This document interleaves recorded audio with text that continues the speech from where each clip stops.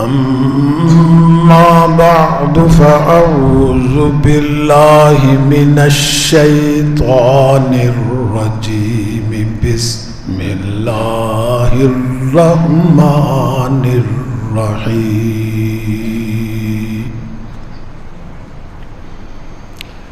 قل إن كان آباؤكم وأبناؤكم وإخوانكم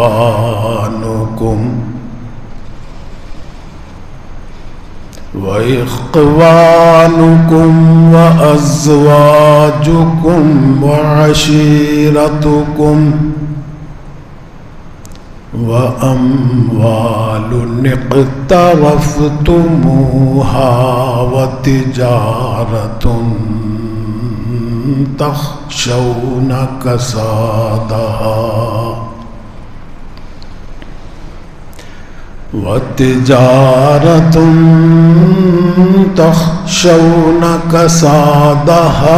ومساكن ترضونها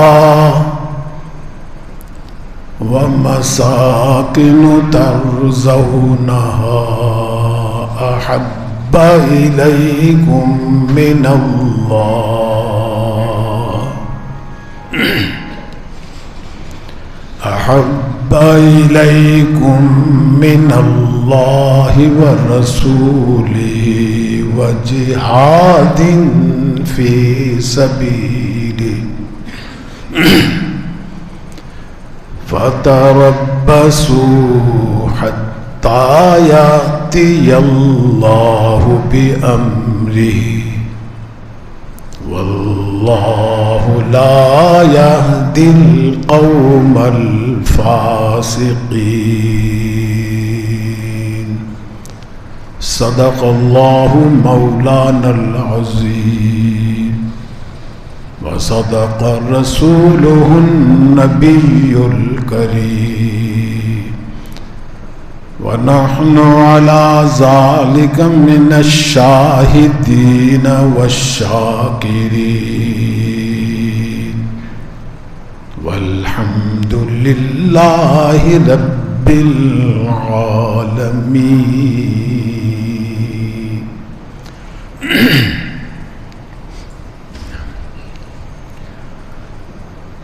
بزرگان محترم اور برادران عزیز، سورہ توبہ کی ایک بڑی مشہور آیت کریمہ اس نشست میں آپ کی خدمت میں تلاوت کی گئی. اس آیت پر غور کرنے سے، اس کا مطالعہ کرنے سے یہ بات سامنے آتی ہے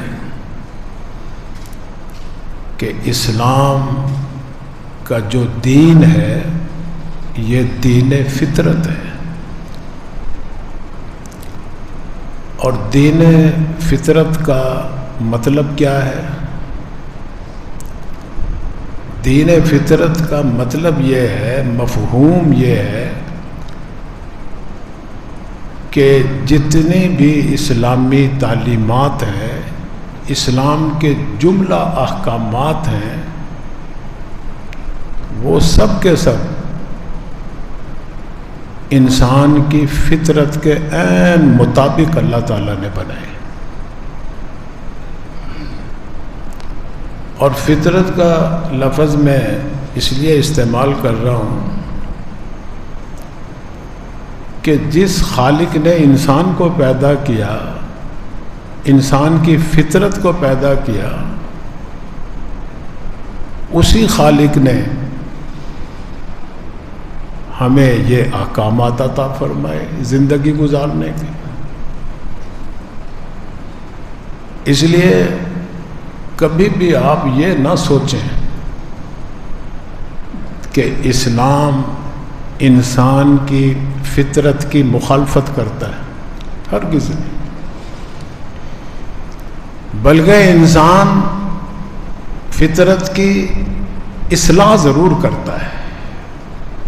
اگر کسی انسان کی فطرت خراب ہو گئی، بیمار ہو گئی، انسانیت سے نکل کر کوئی اور فطرت اختیار کر لی، اس کی اصلاح کرتا ہے، مخالفت نہیں کرتا۔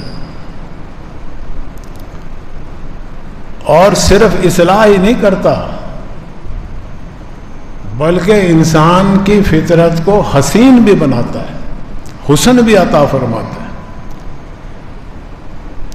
اسلام کے کسی حکم میں آپ عمل کر لیں، اس میں آپ کو سہولت بھی ہوگی، راحت بھی ہوگی، سکون بھی ملے گا، اور اس سے تمہارے اندر حسن بھی آئے گا۔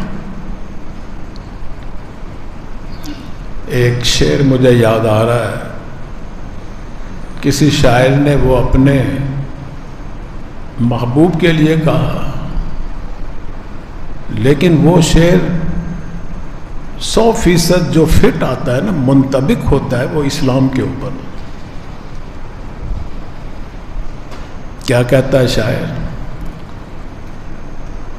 فرمائے کہ ز فرق تا بقدم ہر کو جا کے می نگرم۔ فرق کہتے ہیں یہ جب آپ کنگھا کرتے ہیں نا سر کے اوپر، کچھ بال ادھر کر لیتے ہیں، کچھ ادھر کر لیتے ہیں، درمیان میں ایک مانگ نکل آتی ہے، سفید سی لکیر، اس کو فرق کہتے ہیں فارسی میں، مانگ کو۔ شاعر کہتا ہے میں اپنے محبوب کے سر کے بالوں کی مانگ سے لے کر اس کے قدموں تک جب نظر ڈالتا ہوں تو کیا ہوتا ہے میرا حال؟ فرمائے کہ ز فرق تا بقدم ہر کو جا کے می نگرم، ز فرق تا بقدم ہر کو جا کے می نگرم، کرشمہ دامن دل می کشد کے جائیں جاست۔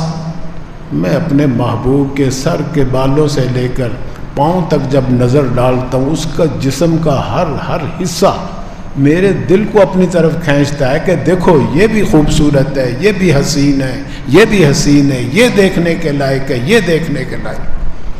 میرا محبوب سارے کا سارا حسین۔ یہ شعر صادق آتا ہے اسلام کے اوپر، ہمارے دین کے اوپر، اس لیے کہ ہمارا دین سارے کا سارا حسین بھی ہے، خوبصورت بھی ہے، آسان بھی ہے، فطرت کے عین مطابق بھی ہے۔ ایک شاعر ہے عربی کا، اسلام نہیں لایا، بہت سے ایسے بھی مستشرقین یورپ میں بھی ایسے لوگ، اور ہر زمانے میں ہوتے ہیں، حضور صلی اللہ علیہ وسلم کے زمانے میں بھی تھے۔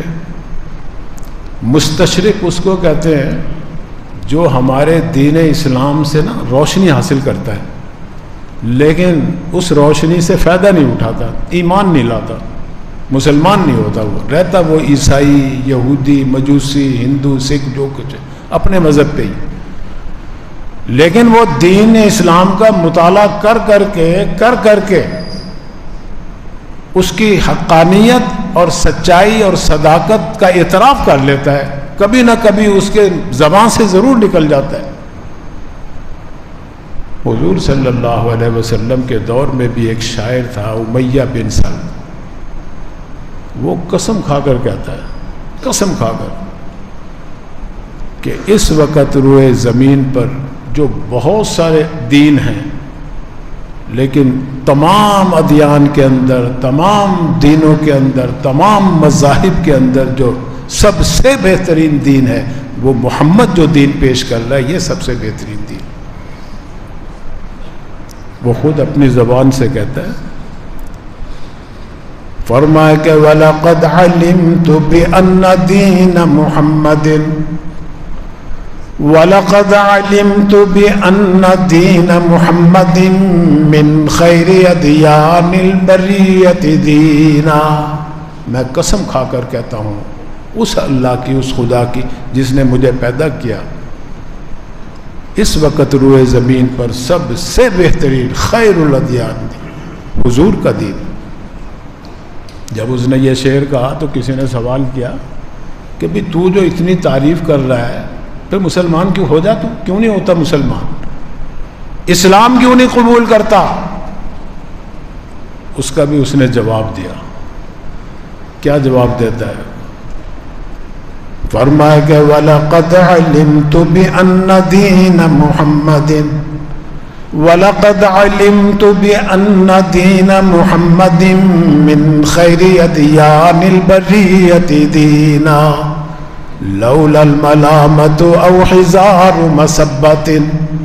کہتا ہے کہ اگر مجھے لعنت اور ملامت کا خوف نہ ہوتا نا کہ میں اگر اسلام قبول کر لوں گا جس کی میں تعریف کر رہا ہوں تو میرے جو آبا و اجداد ہیں، میرے بھائی بندے جو ہیں، میرے رشتہ دار جو ہیں، کیونکہ اتنا بڑا شاعر، اتنا بڑا سردار ہو کے یہ محمد کا غلام بن گیا، اس کا تابع بن گیا. صرف اس لعنت ملامت کی وجہ سے میں ڈرتا ہوں، اس لیے اسلام نہیں قبول کرتا. فرمایا گیا لولا الملامت او حزار مسبت، لولا الملامت او حزار مسبت لوجدتنی سمحا بذاک مبینا. اگر مجھے گالم گلوچ کا ڈر نہ ہوتا، لعنت ملامت کا ڈر نہ ہوتا، سب سے پہلے میں محمد کا دین قبول کرتا. تو یہ اللہ کا لاکھ لاکھ شکر کرو، بلکہ کروڑ ہا اربوں ہا شکر کرو کہ اللہ تعالیٰ نے گھر بیٹھے ہمیں دین عطا فرمایا. یہ تو میں یہ عرض کر رہا تھا کہ اسلام دین فطرت ہے. دین کی فطرت کی مخالفت کرنے کے لیے نہیں آیا دنیا، اس کی اصلاح کرنے کے لیے آیا. اس لیے کہ بعض لوگ انسانیت سے نکل کے نا درندہ بن جاتے ہیں، جانور بن جاتے ہیں، کتے کی فطرت اختیار کر لیتے ہیں، سور کی فطرت اختیار کر لیتے ہیں، بندر کی فطرت اختیار کر لیتے ہیں. اور بعض مذاہب میں تو ایسے طریقے بھی ملیں گے عبادت کرنے کے جو انسان کی فطرت کی مخالف ہیں سراسر. اب بھی دنیا کے اندر ایسے لوگ ملیں گے کہ آگ رچا کر، دھواں مچا کر دھونی کے اندر مست بیٹھے ہوئے، کپڑے بھی اتارے ہوئے ہیں انہوں نے. کیا ہو رہا ہے جی؟ رب کی پوجا ہو رہی ہے، اللہ کو راضی کرنے کے لیے یہ ہم ریاضت کر رہے ہیں. ایسے لوگ بھی ملیں گے جو پانی کے اندر ایک ٹانگ کے اوپر کھڑے ہو کے چلا کاٹ رہے ہیں. کیا ہو رہا ہے جی؟ اللہ کو راضی کر. بھائی بتاؤ، ایک ٹانگ پہ کھڑے ہو کر عبادت کرنا یہ انسان کی فطرت نہیں، کسی بندے کی فطرت. بگلے کی فطرت تو ہو سکتی ہے، بگلا تو کھڑا ہو جاتا ہے. کوئی سر نیچے کر کے ٹانگیں اوپر کر کے اللہ کی عبادت کر رہا ہے. اب یہ انسان کی فطرت ہے. انسان کی فطرت تو ٹانگیں پاؤں زمین پہ رکھنا ہے، سر اونچا رکھنا ہے. بندر کی فطرت تو ہو سکتی ہے، کسی انسان کی فطرت نہیں. تو کوئی بندر کی فطرت سے، کوئی انسان جانوروں کی فطرت سے، کوئی بگلے کی فطرت سے، طرح طرح کے طریقے ملیں گے آپ کو عبادت. یہ سب انسان تو بھاگتا ہے ان طریقوں سے. ہاں جب اس قسم کی کوئی انسان فطرت اختیار کرتا ہے تو پھر اسلام اس کی اصلاح بھی کرتا ہے. اسلام تو امن کے لیے آیا ہے، سلامتی کے لیے. اسلام کا نام ہی اللہ نے دیکھو نا سلام، اسلام سلامتی سے بنا ہے. اور اللہ تعالیٰ نے اعلان کر دیا کہ اس دین کے علاوہ میں کوئی اور دین قبول نہیں کروں گا، اسلام کے علاوہ کسی دین کو قبول نہیں کروں گا. صاف اعلان فرمایا کہ وَمَن يَبْتَغِ غَيْرَ الْإِسْلَامِ دِينًا، جو کوئی اسلام کے علاوہ کوئی دین لے کر آیا ہمارے پاس. آگے اللہ کا اعلان سن لو. فرمایا کہ وَمَن يَبْتَغِ غَيْرَ الْإِسْلَامِ دِينًا فَلَن يُقْبَلَ مِنْهُ وَهُوَ فِي الْآخِرَةِ مِنَ الْخَاسِرِينَ. میں ہرگز نہیں قبول کروں گا، وہ خسارے میں ہوگا، نقصان میں ہوگا، جہنم میں جائے گا. اس لیے کہ سرکار دو عالم صلی اللہ علیہ وسلم آخری نبی ہیں، آخری دین لے کر آئے ہیں، آخری کتاب لے کر آئے ہیں، ضابطۂ حیات لے کر آئے ہیں، اور مکمل ضابطۂ حیات. پیدا ہونے سے لے کر مرنے تک، مرنے سے لے کے عالم برزخ تک، عالم برزخ سے عالم حشر تک جنت تک سارے مسائل اور ساری تمہاری ضروریات کے احکامات اس کتاب کے اندر موجود ہیں۔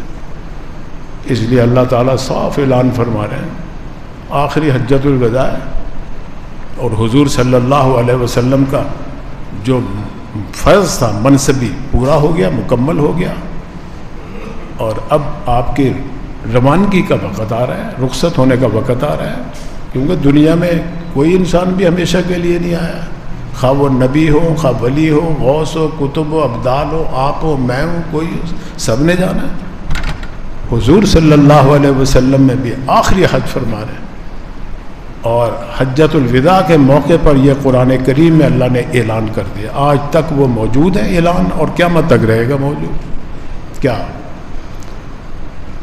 فرمایا کہ الیوم اکملت لکم دینا واتممت علیکم نعمتی ورضیت لکم الاسلام دینا، تمہارے آج میں نے دین کو مکمل کر دیا اور میں اسی دین اسلام سے راضی ہوں، یہی لے کر آؤ گے تو میں راضی ہوں، اس کے علاوہ کوئی دین قبول نہیں ہوگا۔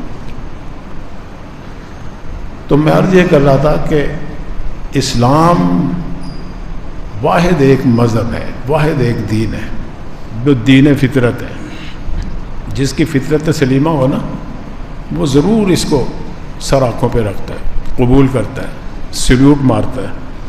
جس کی فطرت کمینی ہوگی وہ اس میں عیب نکالے گا، کیونکہ اس کے اندر خود عیب ہے، خود کمینگی ہے۔ وحشت نظر آتی ہے کہ جی زانی کو سنسار کرتے ہیں، ہاتھ کاٹتے ہیں جی چور کا، کوڑے مارتے ہیں جی، یہ بھائی یہ تو اللہ تعالیٰ حکیم بھی ہیں، حاکم بھی ہیں، اللہ تعالیٰ حاکم ہی نہیں احکم الحاکمین بھی ہیں اور حکیم بھی ہیں۔ حاکم کا کام حکم دینا اور حکیم کا کام اس حکم سے علاج کرنا۔ اب کوئی بیمار ہو جائے، ہم شوگر کا مریض ہو، شوگر اس کی کنٹرول نہ ہوتی ہو، پاؤں میں کنگرین نکلا ہوا ہو، ڈاکٹر کے پاس لے کے جاؤ گے، ڈاکٹر دیکھ کے کہے گا، معائنہ کر کے بورڈ بٹھائے گا، مشورہ ہوگا، فیصلہ کریں گے، بتائیں گے ان کے سرپرستوں کو کہ بھائی یہ تو پاؤں کاٹنا پڑے گا، سرجری ہوگی، سرجری ہوگی تو تمہارا پیشنٹ جو ہے یہ صحت مند ہو جائے گا اور زندگی گزارے گا یہاں دنیا کے اندر، 2 سال گزار لے، 10 سال گزار لے، نہیں علاج کراؤ گے، نہیں کٹواؤ گے تو پھر یہ چند دنوں کا مہمان ہے، یہ تو سارے جسم کے اندر سرایت کر جائے گا زہر اس کا۔ تو آپ اجازت دیتے ہیں، خوشی سے سائن کرتے ہیں آپ کہ ہمیں کوئی اعتراض نہیں، وہ کاٹتے ہیں، کامیاب ہو جاتا ہے آپریشن، آپ مبارکباد لیتے ہیں، دیتے ہیں ایک دوسرے کو، آپریشن کامیاب ہو گیا جی، آپریشن کامیاب، پاؤں کٹ گیا اس کا اور آپ خوش ہو رہے ہیں، خوشی کا اظہار کریں۔ بھائی اللہ تعالیٰ جو حکم دے رہے ہیں نا، یہ بھی معاشرے کو امن و سلامتی والا بنانے کے لیے، ہماری جان مال عزت آبرو کی حفاظت کرنے کے لیے یہ حکم دے رہے ہیں کہ کاٹو اس کا ہاتھ، کاٹو اس کا گلا، یہ معاشرے کے لیے ناسور ہے، یہ قائم رہے گا، اس جیسے اور 10 پیدا ہو جائیں گے، پھر معاشرہ کیسے بچے گا، امن کیسے آئے گا، سلامتی کیسے آئے گی، نہیں آ سکتی۔ آج یہی وجہ ہے۔ تو بہرحال میں عرض یہ کر رہا تھا کہ جو سلیم الفطرت انسان ہوگا وہ اس سے سلوٹ مارے گا،